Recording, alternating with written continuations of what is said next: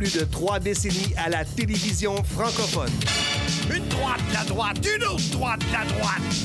La WWF. No, monsieur! We've been hanging and banging, brother. La foule est en délire, the fool is in the liar.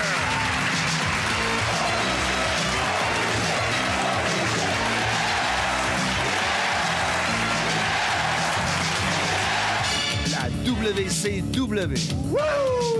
New World Order. J'ai la chair de poule. Comme disent les Américains, I've got the chair to pull us. TNA. Impact. L'arbitre demande le prix et on parle pas de fromage. TOW. Mon nom est Marc Blondin, Monsieur Fun International, Top of the World, the original, vintage depuis 1958. Voici mon podcast. Soyez-y, mesdames, messieurs. Une proposition de Patrice Maltais.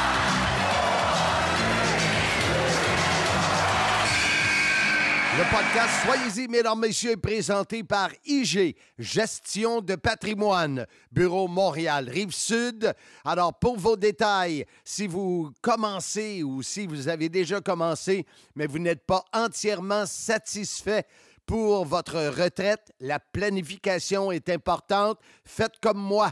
Communiquez avec IG, Gestion de patrimoine, Bureau Montréal, Rive-Sud, Sylvain, Maxime, Louis-Philippe. Encore, écrivez-moi en privé. Je vais vous mettre en contact avec les gens de IG, Gestion de patrimoine. Et c'est parti pour un autre podcast de la CIM. Soyez-y, mesdames, messieurs. Nous sommes l'émission numéro 32. Nous sommes le 26 octobre 2021. Mon nom est Jean-François Kelly. Avec nul autre, c'est qui déjà l'invité? Ah oui, c'est vrai, c'est l'hôte officiel du podcast. Incroyable. Monsieur Fun, Marc Blondin. Salut bien, Marc. Hey, salut, JF. Avec les années qu'on se connaît, je suis toujours surpris comment tu peux être épais. Oh yeah! Oui, comment ça? Ben, on dirait que t'apprends et tu deviens de plus en plus cave, con, Effectivement. niaiseux. Oui, mais c'est de l'humour fin. Comme disent les jeunes. Et d'ailleurs, c'est notre thème aujourd'hui, l'humour dans la lutte professionnelle. Parce qu'on n'a plus le droit de dire de l'humour noir. Plus le droit de dire ça. Non. J'espère que tu vas le censurer, Marc. Then look up to the big boss man who expect me to take care of people like you. Oui. Est-ce qu'il y a déjà un effet sonore de prévu pour ça? Ça va être ça? C'est un blanc. Pas le droit de dire ça non plus.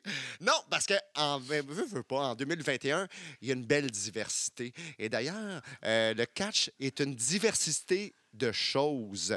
D'ailleurs, le mot diversité est populaire depuis plusieurs années dans la société en général. Et c'est la même chose pour la lutte, Marc. En fait, la diversité a toujours été présente dans toutes les sphères de la société.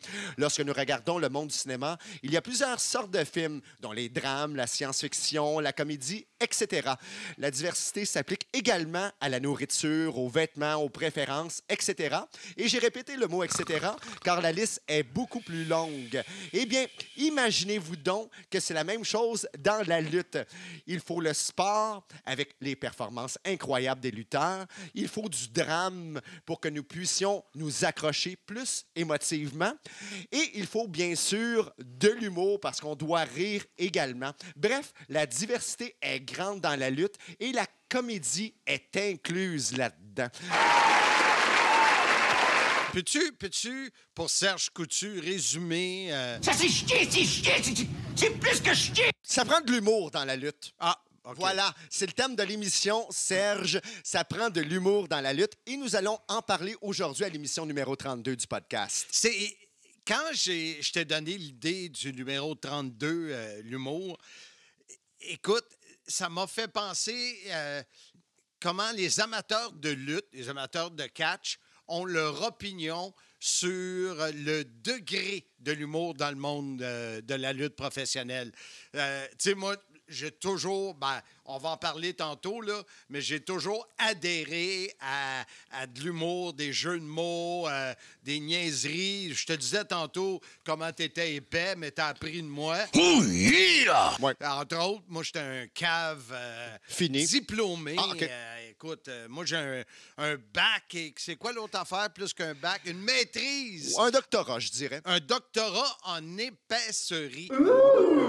Oui. Et j'ai adhéré à ça, mais il y en a que c'est plus léger, plus haut, d'autres qui n'aiment pas ça. OK. Fait que, je trouve que c'est un sujet qui est plaisant à parler parce que chaque amateur a sa vision, comment l'humour devrait être présent dans le monde de la lutte. C'est bien, mais pour Serge Coutu, peux-tu résumer ton propos? Oh, m'en en fumer une, Marc.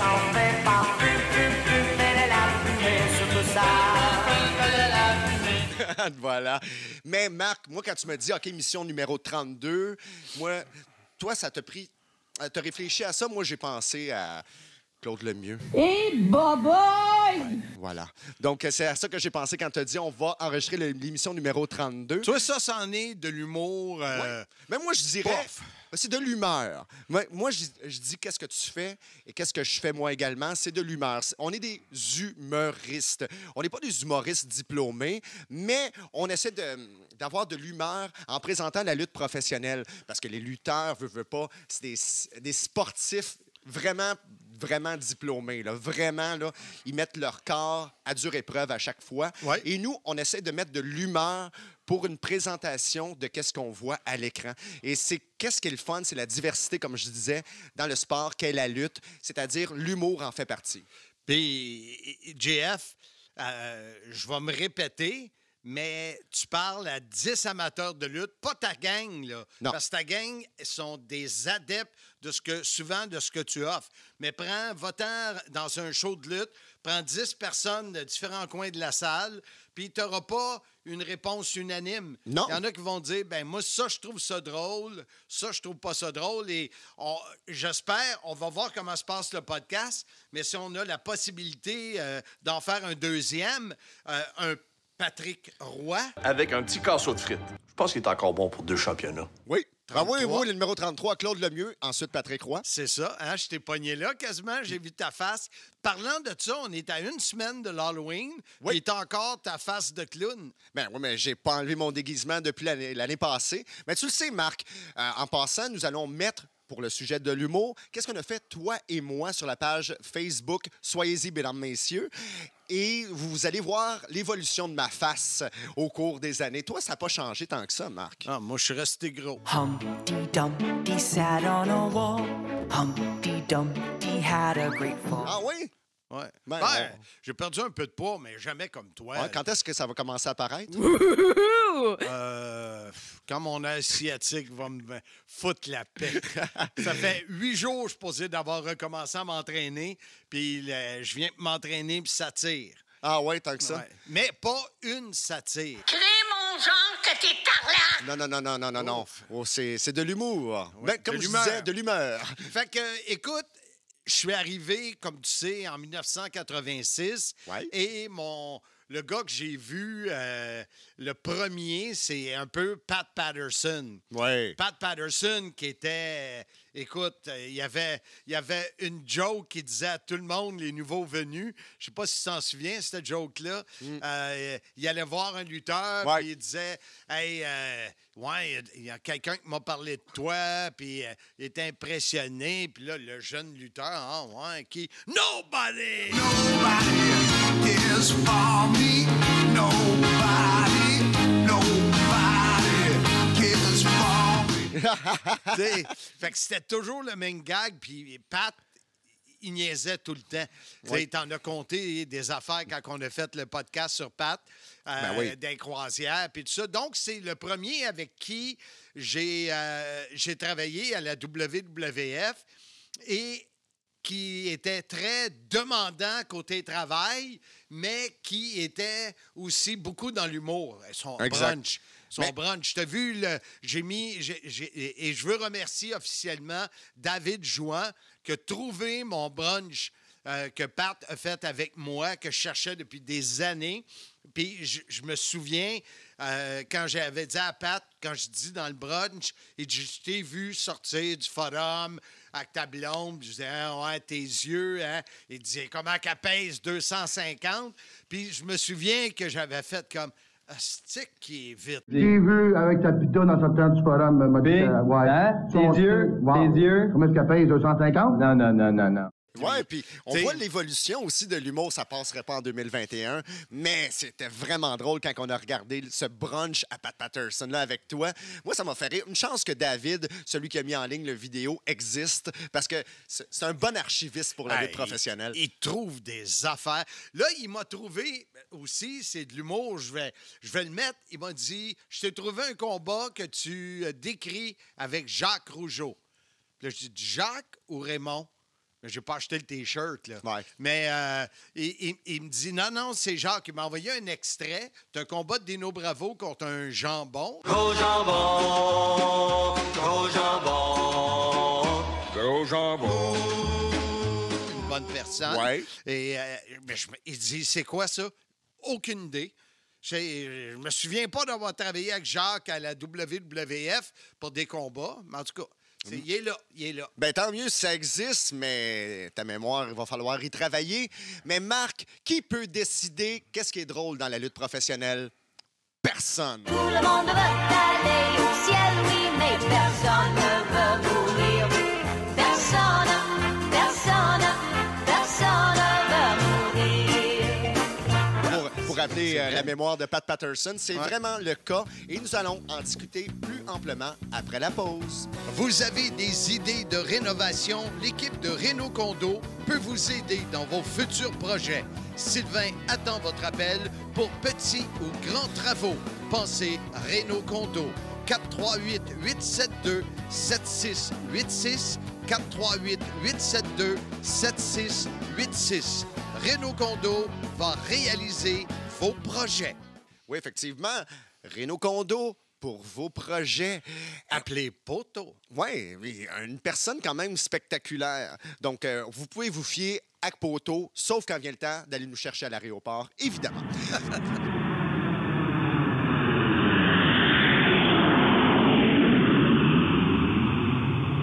Donc, on parlait d'humour. Oui, personne ne peut juger qu'est-ce qui est bon en humour dans la lutte professionnelle, mais il faut quand même... Ben, c'est le contraire. Ouais. Moi, je pense que tout le monde peut juger. Oui, mais en même temps, il faut être respectueux de ce qu'on voit à l'écran. Si on est respectueux de ce qu'on voit à l'écran, puis qu'on met en valeur ce qui se passe à l'écran, d'après moi, l'humour a sa raison d'être. Puis, si on parle de l'époque WWF, je vais te conter certaines anecdotes. Entre autres, je pense que je l'ai déjà compté, mais c'est pas grave. On est dans le sujet. Dino Bravo et Frenchy Martin, Frenchy l'artiste, eux autres embarquaient dans le ring avec une idée en tête. Ben, pas vrai, là. Il y avait l'idée de faire le combat comme il faut, mais c'était de me faire rire. OK. Fait que moi, j'étais l'annonceur du ring et je te jure, je me mordais l'intérieur des lèvres à saigner pour essayer de pas rire. Aïe, aïe, tu me fais mal à mon cœur d'animal, l'immigré de l'intérieur. Parce que moi, j'avais le micro, puis là, Bravo me disait quoi sur quelqu'un qui était... As-tu un exemple? T'en rappelles-tu? Ben souvent, ça avait rapport avec les femmes. OK. Fait que ça se répète pas, mais tout pour me faire rire. Puis Frenchy, c'est un autre clown. Écoute, sur le ring, je sais pas comment j'ai fait me concentrer, essayer de pas les écouter, mais c'était toujours ça avec eux autres, d'essayer de me faire rire. Mais tant mieux, mais c'est... après Dino Bravo, est-ce qu'il y a d'autres lutteurs qui ont essayé de te faire rire comme ça sur le ring de lutte? Non, pas ce que je vois. OK, donc, vu que Dino Bravo, probablement... Parce que ça, c'était personnel, là. Vu que ça c'est un n'avait pas Québécois. rapport à la storyline. Oui, tout à fait. Mais est-ce qu'il y a d'autres personnes qui t'ont inspiré avant que tu sois humoriste ou que tu mettes de l'humour dans tes commentaires avec Richard Charland? Ah, ben, écoute, on est loin, là. Richard Charland, c'est plus loin, là. Ouais. Mais moi, c'est vraiment d'avoir découvert l'humour de Pat Patterson, d'avoir réalisé que il y avait une grosse place pour l'humour dans le monde de la lutte quand j'ai commencé, ce que je ne savais pas. Non, monsieur! Ouais. Parce qu'on peut revenir dans les années 60-70. Exemple, les petites personnes. Oui. Sky Lolo, Little Beaver, puis ça, on s'entend, c'était presque du cirque.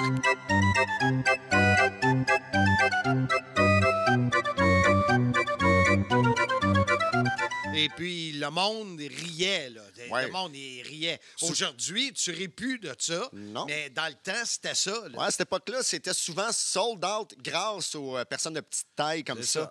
Donc, ça faisait rire. C'était complètement différent. C'est comme un peu quand un promoteur de lutte faisait venir un ours.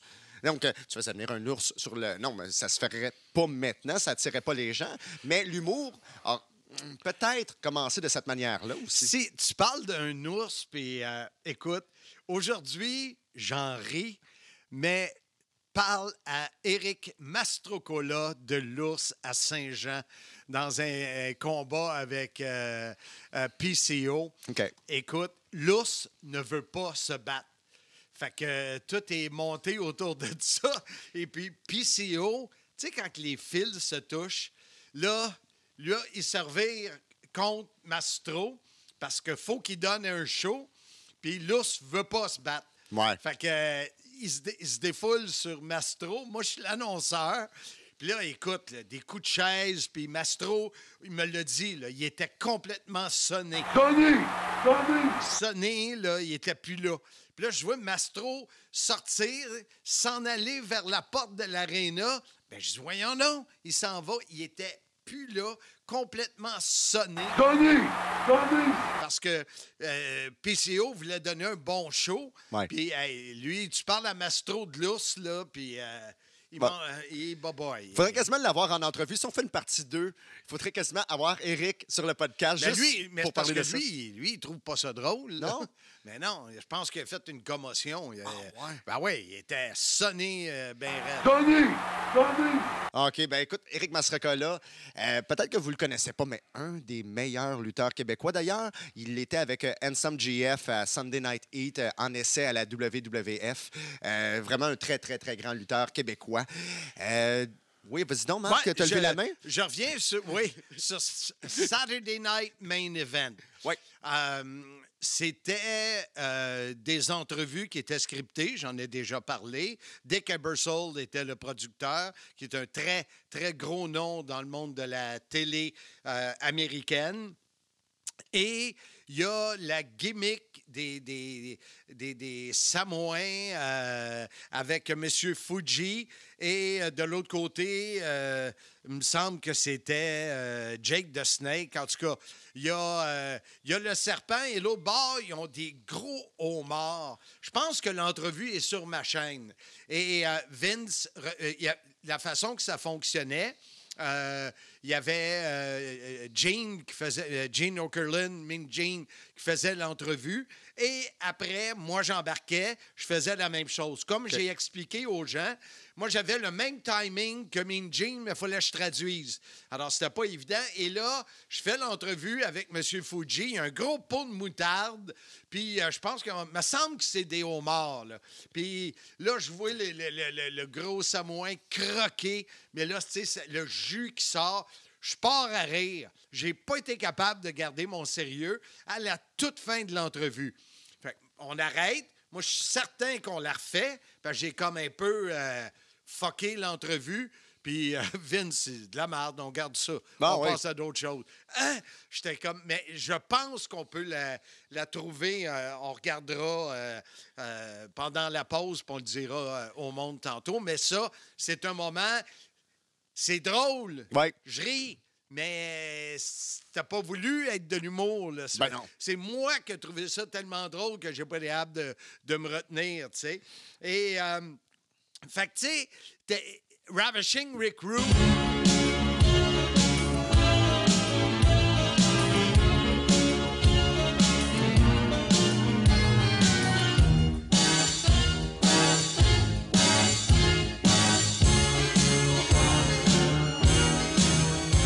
Est-ce que c'est drôle pour toi?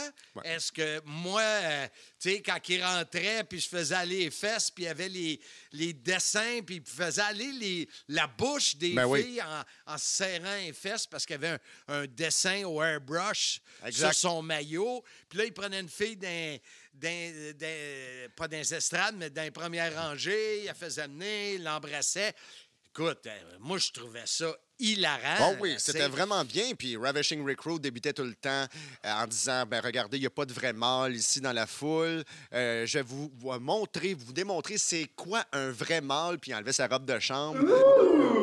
Sa robe de chambre. Ben oui. Sa robe de chambre. Ben oui, il couchait avec, paraît-il. C'est un peignoir. Ah, OK, d'accord. Une robe de chambre. Une robe de chambre marquée Ravishing Rick Rude en arrière. C'est pas une robe de chambre. Non. Il mettait pas ça dans sa chambre. C'est un peignoir d'artiste. OK, d'accord. Puis, parlant d'artiste, Frenchie Martin, dans le rôle de l'artiste où on n'a jamais vu ses peintures. Puis, écoute, c'était-tu comique, ça?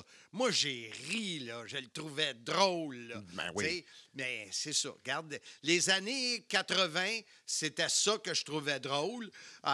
Puis, par la suite, il y a eu d'autres choses. Tantôt, on est prêt à sauter dans le bandwagon de la WCW. Et d'ailleurs, il y a une vidéo sur ma chaîne YouTube.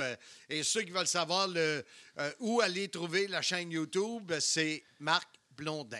Ah, pour vrai? Ah, c'est ouais. aussi compliqué que ça. Ben, on va y aller après la pause pour la WCW avec toi d'ailleurs. Et tu parlais des années 80. On va faire un beau lien avec Rick Martel après la pause.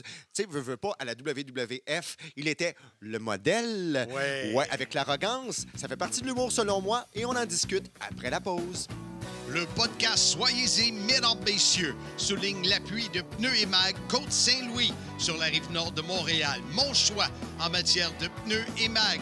Le plus gros inventaire de pneus et mag neufs et usagés des Laurentides. On parle ici de plus de 5000 pneus d'occasion en stock. Tu cherches des pneus, des roues, c'est la place. Vous verrez que notre équipe est de loin la meilleure dans le domaine. Rapidité, efficacité, sans oublier les sourires. Demandez un prix en communiquant au 450-437-9771. Hey Marc, fais pas ton petit caca. Donc, c'était une des répliques de Richard Charland à la WCW au début des années 90. Ça m'a marqué, celle-là. Sais-tu ce qui est drôle?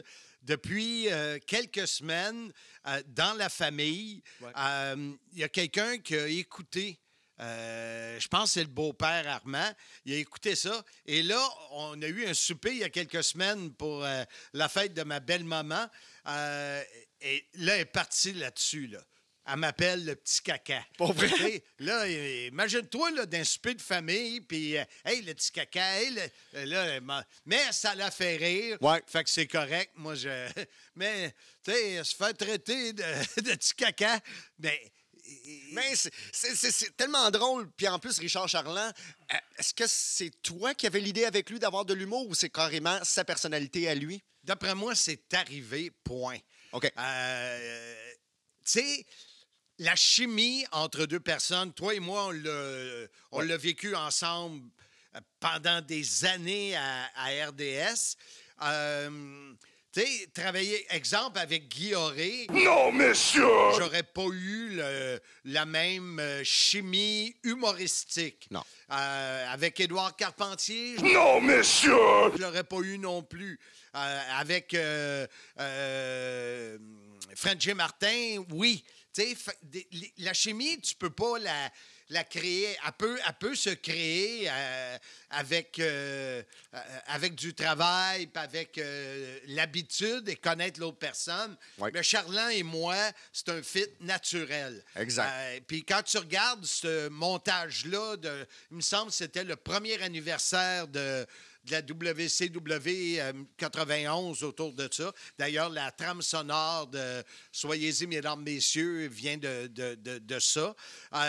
Écoute, ma mère était venue dans le studio pour lui donner un coup de balai à la tête. Puis, tu sais,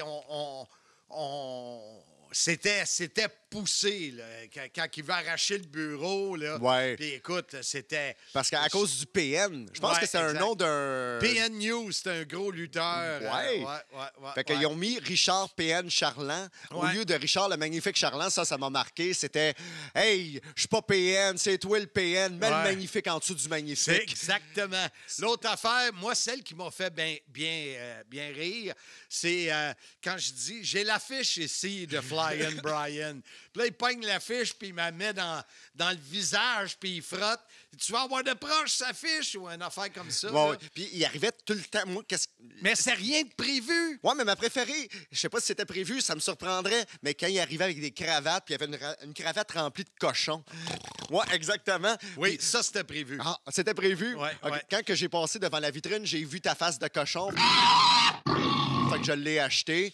Puis... Ça, l'affaire des cravates avec Richard, à un moment donné, moi, je portais toujours la même. Et les cravates que lui portait, c'était à moi. Okay. Fait que j'en amenais une, puis c'est allé tellement loin, puis ça, c'est une autre anecdote que j'ai contée. Je me souviens plus de son nom. Vite de même, je dirais M. Goulet, mais le propriétaire du Bogart à Sainte-Foy, qui était dans les années 80-90, le club à Québec, lui nous envoyait des boîtes de cravates.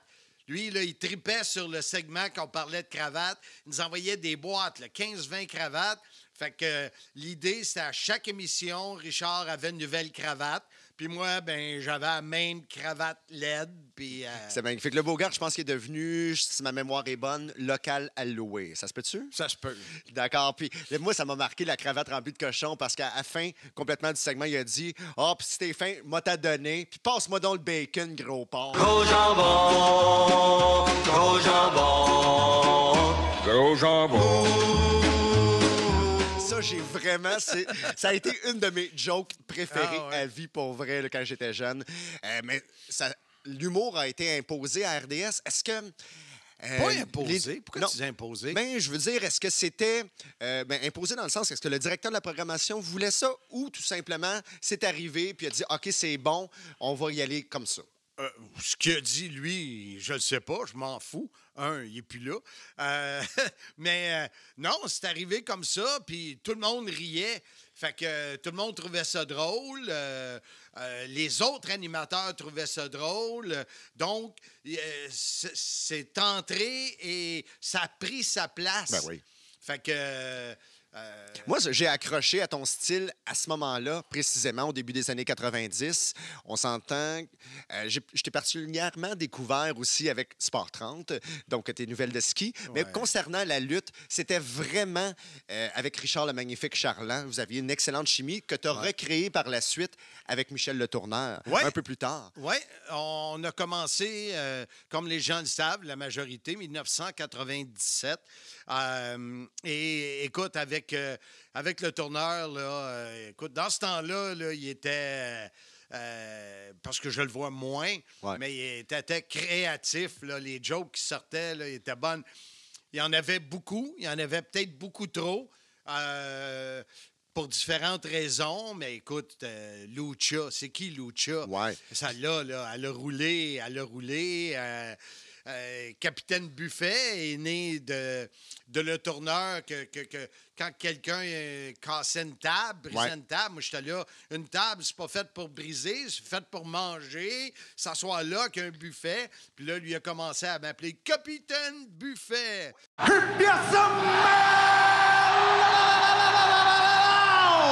What the Rock is cooking! Oui, il était vraiment créatif, Michel. Comme tu le dis, on le voit moins. T'sais, il est ailleurs, Michel, puis c'est tant mieux que comme ça, il est heureux pour vrai. Qu'est-ce que tu veux dire, il est ailleurs? Il est pas ici aujourd'hui? Et boboy!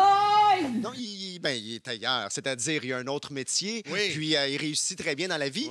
Puis Michel, quand même, on s'entend. J'ai écouté l'entrevue ici à la CIM. Je savais pas qu'il faisait vraiment partie de la NWO. New World Order. Moi non plus. On l'a appris en entrevue ici. Donc, écoutez, l'ensemble de la carrière de Michel Le Tourneur heure à la WCW avec toi, ça a marqué également. Il y avait Thor, le partenaire d'entraînement de Goldberg.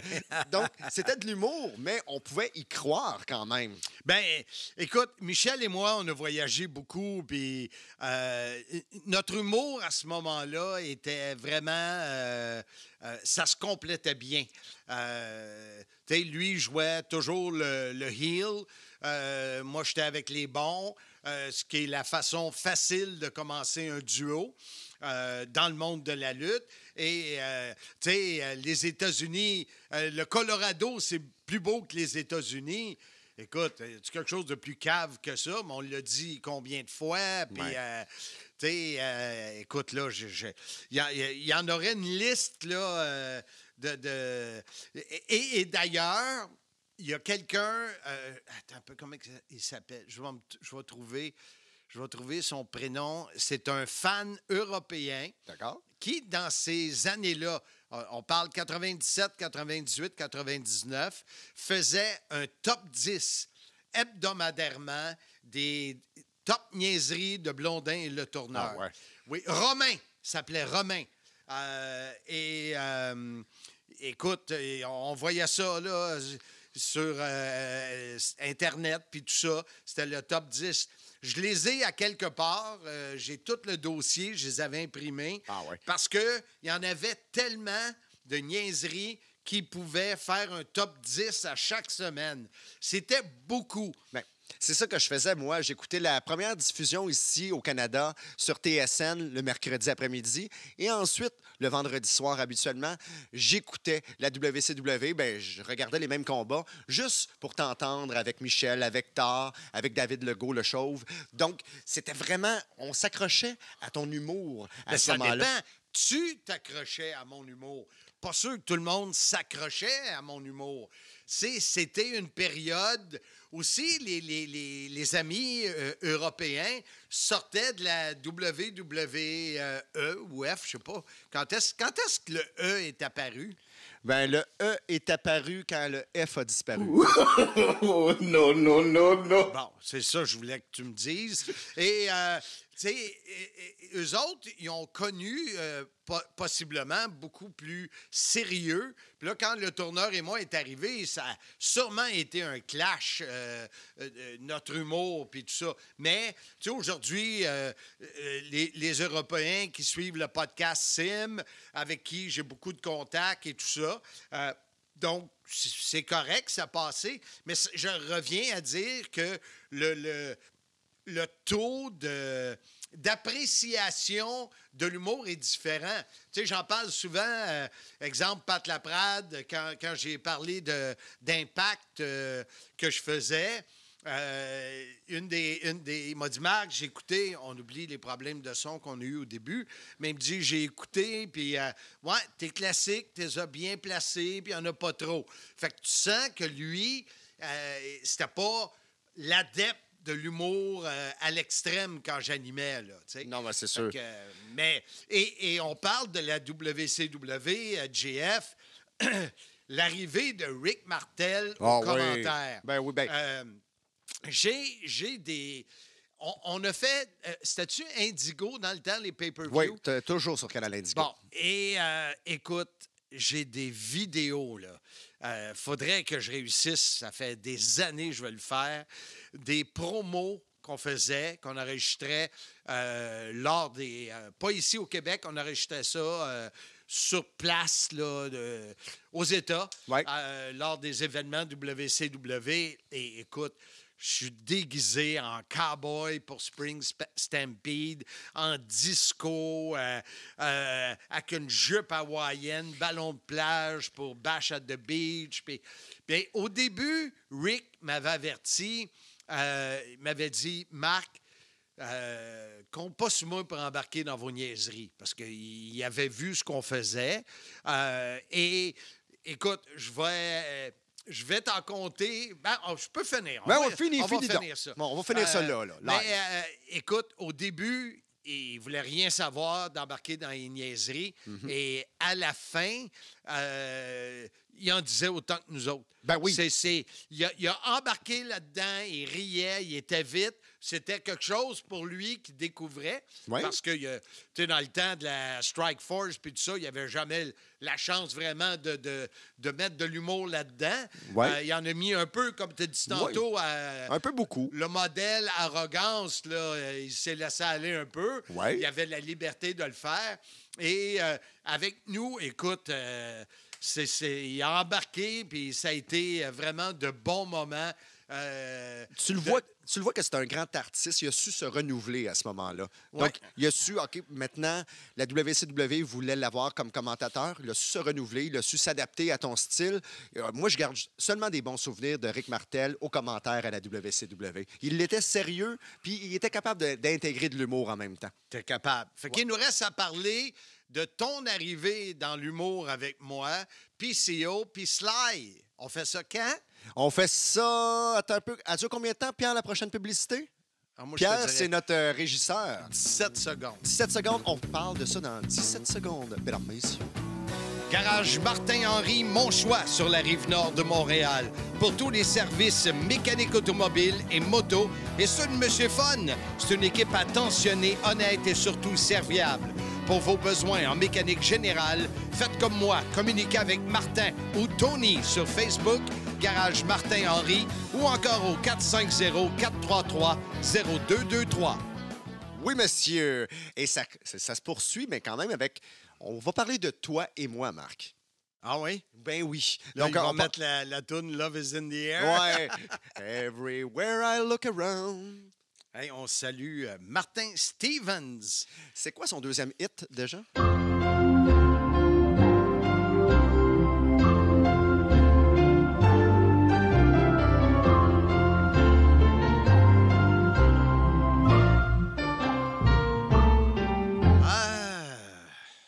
Attends un peu, j'ai un appel. Non, mais Martin C'est Stevens. Love is in the air en espagnol.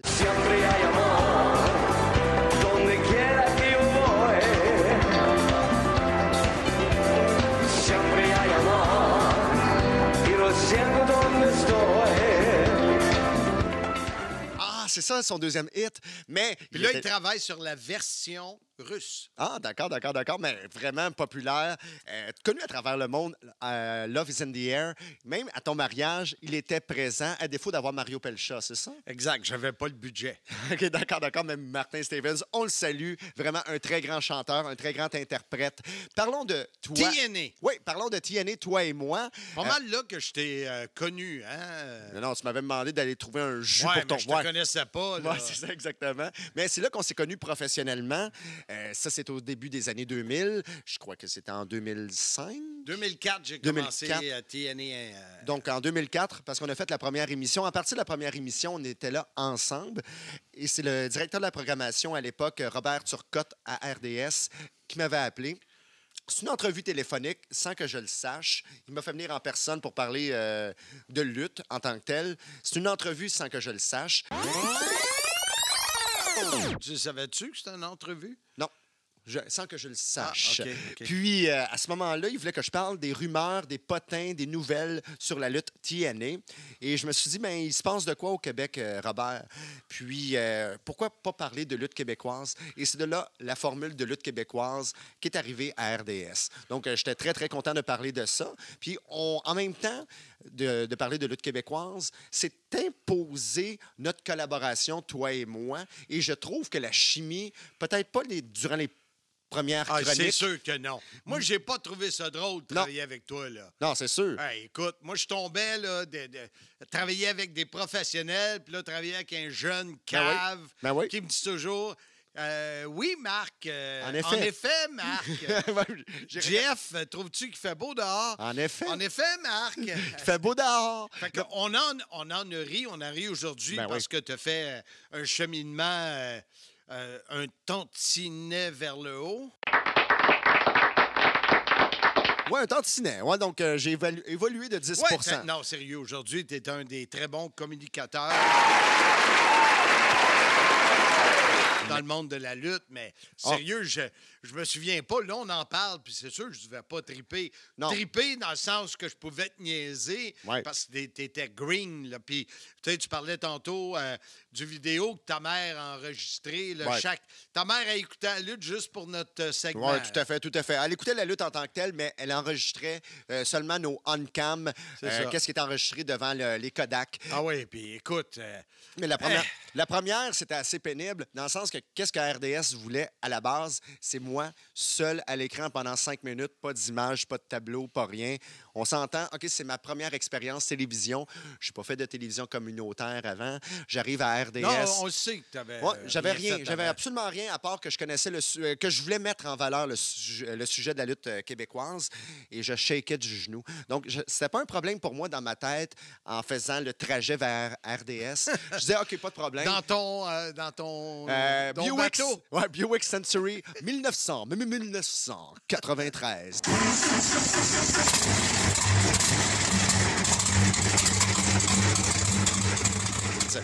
Mais oui, j'arrivais à RDS, puis OK, c'était beau dans ma tête, je connaissais le sujet, mais quand je me suis assis derrière le bureau, on m'a dit, pas de problème, JF, tu vas avoir un télésouffleur, pas de problème, JF, on va intégrer des images, tout ça. Et quand est venue la journée du tournage, ben non, calique. Ça ne marchait pas. Il n'y avait absolument rien de ça, pas de télésouffleur, pas rien, juste moi avec des feuilles de papier, puis je shakeais du genou. Oh, shake, shake, shake. Shake, shake, shake. Shake your booty. Shake your booty. Ça paraissait pas vraiment à l'écran, mais j'étais très, très nerveux, juste à cause comme, OK, je suis censé avoir un télésouffleur, je ne l'ai pas, j'ai perdu mes repères complètement. Puis c'est là que le monde a commencé à t'appeler Denis. Ah oui? Le genou. Ah, Denis. ben oui. Oh là là! Mais à partir de la deuxième semaine, j'ai suggéré à Robert Turcotte, j'aimerais ça être avec Marc Blondin, qui est l'animateur, parce qu'en même temps, je disais, l'esprit de l'émission, c'est Marc qui l'impose, je veux pas avec son style d'animation. Ça serait bien qu'on parle de lutte, lui et moi, même si on se connaît pas, mais je veux pas briser le rythme de l'émission. Donc, à partir de ce moment-là, toi et moi, on était on-cam suite à ma demande à Robert Turcotte, et Nathalie Tremblay a tout de suite accepté. Nathalie Tremblay, qui était la réalisatrice de l'adjointe. Oui, elle était réalisatrice, mais elle était payée comme une adjointe à la réalisation. Exact. Et on la surnommait Super Coton. Oui, mais pourquoi? Je m'en rappelle idée. pas. Donc, je pense qu'elle portait des cotons ouatés. Ça se peut-tu? Je sais pas. Mais je me rappelle d'elle en coton ouaté, mais peut-être que c'est à cause de ça.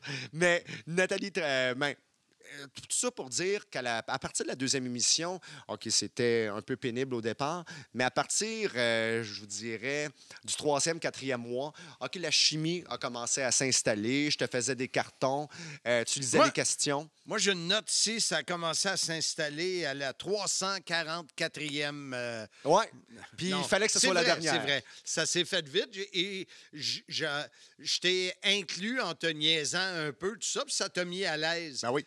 Ce qui aurait pu écraser quelqu'un. Toi, ça t'a aidé parce que probablement que tu avais déjà l'humour en toi. Ouais. Parce que, écoute, les affaires que je te dis, ta mère...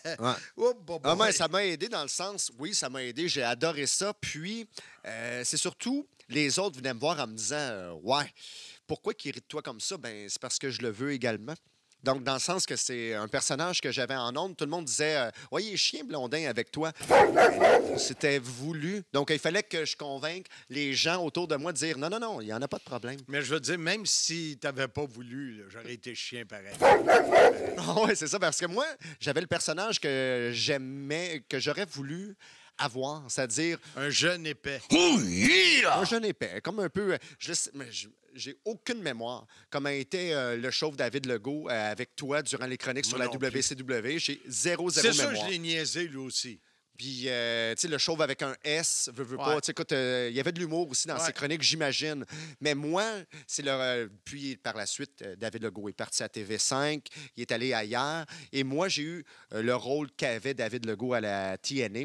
Donc, j'ai vraiment trippé. Puis le fait que souvent, je t'écrivais des questions sur les cartons qu'on improvisait. Ouais. C'est-à-dire, tu posais une question, tu n'étais pas sûr vers où on s'en allait, puis j'attrapais la balle au bon, tu attrapais la balle au bon. Puis c'est ça qui a fait notre chimie à la base. Ouais. C'est ça qu'on a imposé notre humour, notre humeur de cette manière-là. Et il y a eu PCO. Ah oui, PCO. Moi, j'avais une grande rivalité avec PCO aussi. Là. Je voulais me battre avec PCO, sauf quand il était là devant moi. Donc, mais PCO, moi, je le connaissais d'avoir travaillé avec, à l'époque, de la FIT, là, le pirate, et tout ça. Puis je l'avais vu, mais j'avais pas de chimie avec lui comme tel. Puis ce qui était drôle, c'est quand il avait de la misère à dire un mot ou qu'il faisait une erreur, alors c'était tout de suite PCO. Ben oui, ben PCO, il était extraordinaire dans le sens que, un peu comme Rick Martel, il n'était pas sûr au départ. Donc, il n'était pas sûr d'être à l'aise avec le rôle, d'imposer de l'humour aux commentaires, mais il s'est intégré, mais hyper facilement. Ouais. On voit que PCO, j'ouvre une parenthèse, si vous ne le replacez pas, c'est Pierre. Pierre? Présent. Pierre? Présent. Pierre? Présente. Pierre? Présente. Alors, Pierre a su s'intégrer rapidement au style d'animation de la RDS. On voit là que c'est un professionnel solide. Oui, mais JF, tu peux être professionnel solide puis pas avoir la graine de l'humour dans toi. Là. Ça se peut, ça. Il y en a beaucoup. C'est pas tout le monde. Nous autres, c'est naturel de niaiser. Tu sais, moi, me faire traiter de cave à la maison, là, c'est un compliment. Ben oui, moi, tout à quand fait. je me fais dire hey, esprit que t'es épais, hey, je suis content. Mais t'essaies d'expliquer ça à du monde sérieux. Ah non, mais c'est sûr. Voyons donc. Puis moi, qu'est-ce que j'aime dans la lutte professionnelle, c'est que c'est pour l'humour du moins, c'est un laboratoire mondial. What the fuck? C'est-à-dire, on teste. Oui. Explique-moi ça. Exemple. Un laboratoire mondial. Ben, c'est-à-dire. Ah ouais, mon petit rat de cage. Exemple, de labo. Stone Cold Steve Austin, quand il faisait de l'humour, exemple, jouait de la guitare, donnait un chapeau à Vince McMahon, à Kurt Angle, c'était un laboratoire mondial dans le sens que le gag n'avait pas été testé, contrairement, exemple, aux humoristes un peu partout dans le monde. On a un bel exemple ici avec le Bordel Comedy Club.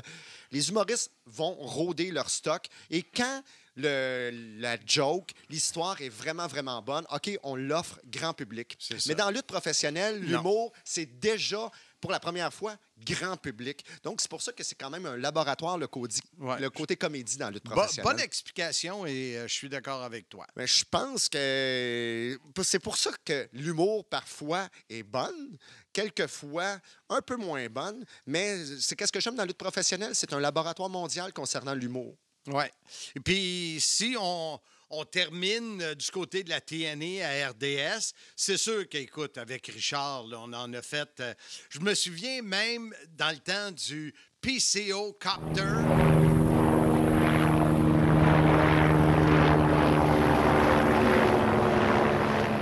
Tu sais que PCO avait son hélicoptère. C'est pas vrai, là. Puis, on avait été reçus pour avoir un trophée des pires... Oui, c'est avec Simon Lacroix, Pascal Pilote de Total Crap. Oui, puis il y avait Nantel qui était là dans le bar, puis il y avait des humoristes qui étaient là. Puis, ben, tu sais, nous autres, d'aller recevoir le pire de l'humour. Je me souviens pas quel trophée. Okay. Mais tu sais, deux épais, là, toutes fiers de recevoir le trophée des pires morons, whatever. Là, regarde, je m'en rappelle. Je m'en rappelle de toi sur scène, puis la foule vraiment est en délire parce que c'est arrivé quelques fois. Mais le fait que l'artiste qui était présenté sur l'écran géant au Club Soda soit là, c'est vraiment la foule. Il est là pour de vrai. Tu as eu, je pense, une ovation d'être présenté pour recevoir vraiment ce prix. Là. Oui, parce que c'est pas glamour. Là. Mais pour moi, ça l'était. Ben oui. Puis il est arrivé Sly. Sly, ça a été autre chose. Ben oui. Les gens ont dû prendre le temps de s'habituer de PCO à Slide, parce que c'était vraiment deux personnes différentes. Oui. L'humour ça a été différent aussi. Ouais. Tu me dirais, Marc, donne-moi ton top 1 de l'humour avec Sylvain, puis je te dirais... Bien fait. C'est quoi ça, bien fait? Il disait tout le temps ça. Ah oui? Ah, ça, bien c'est fait. quand il n'était pas sur ses 4 cellulaires en même temps.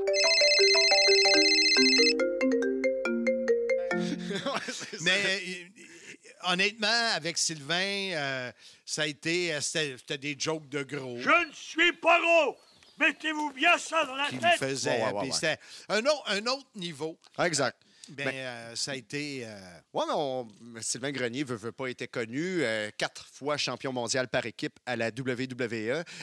C'était le fun comme expérience de l'avoir à RDS, mais pour l'humour, là, on était 99 avec Marc Blondin, 1 d'humour avec Sylvain Grenier. Là. Il y avait une méchante différence avec le premier, Richard Charland. C'est ça. Fait que tu vois, dans la carrière, puis là, je poursuis la carrière avec Handsome GF. Ouais. Et puis, on en met un peu, mais pas trop. On a certains jeux de mots, puis on apprend à travailler ensemble. On a travaillé ensemble 4 fois, pardon. Et on espère continuer en 2022. Mais l'humour est là, mais pas trop pour agacer les gens, parce que faut que le duo s'habitue à travailler ensemble. Et contrairement à toi, à tous les autres, où on travaillait chaque semaine, nous, c'est aux 3 mois. Fait que c'est ça. Ça prend du temps à imposer un style aussi. C'est ça. Tu peux pas imposer le style. Tu peux pas avoir la chimie dès la première émission, le premier pay-per-view avec Handsome GF. C'est venu, vous faites un très, très, très beau travail. N'oublie pas une affaire aussi, GF. Avec Handsome, là, on a commencé en pleine pandémie, des problèmes de son, pas de technicien, chez nous dans le sous-sol. Ça a pris... là, on était correct, là, mais il y avait le stress là, Hey, je suis content qu'on ait passé au travers, puis où est-ce qu'on est rendu, moi, je suis très fier. Oui, bien très fier. Puis en même temps, ça fait seulement 4 événements que vous faites ensemble, mais tu peux pas imposer votre couleur en 4 émissions, 4 événements décalés sur quelques mois. Donc, il faut vraiment que ce soit quasiment une habitude d'écoute, quasiment chaque semaine, pour imposer votre style. Donc, vous faites très bien votre travail de ce côté-là. Vous êtes plus sérieux parce que, justement, vous pouvez pas imposer votre style facilement vu que vous êtes... C'est quoi à chaque 2-3 mois les pay-per-view? À chaque 3 mois. C'est pas facile, c'est pas évident. Donc, vous le faites de façon sérieuse. Vous faites un très bon travail. Le produit Impact n'est pas un produit où l'humour est très présent non plus. Non plus. Fait que là, on va faire une dernière pause. Puis au retour, on va donner un petit peu le menu du prochain épisode. Capitaine Buffet! Le podcast Soyez-y, mesdames et messieurs, aimerait souligner l'apport de Transform Exact et son président fondateur Alain Brochu pour son appui. Transform Exact, impressionnant.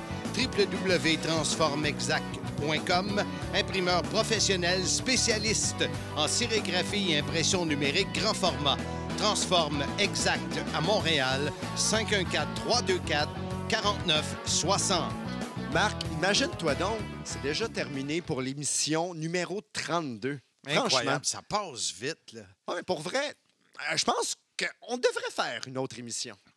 Je pense que oui, parce qu'on a reçu tellement de commentaires des auditeurs de Sim, parce que chaque personne, comme je te le disais, voit l'humour différemment. Oui. Mais il y en a qui ont...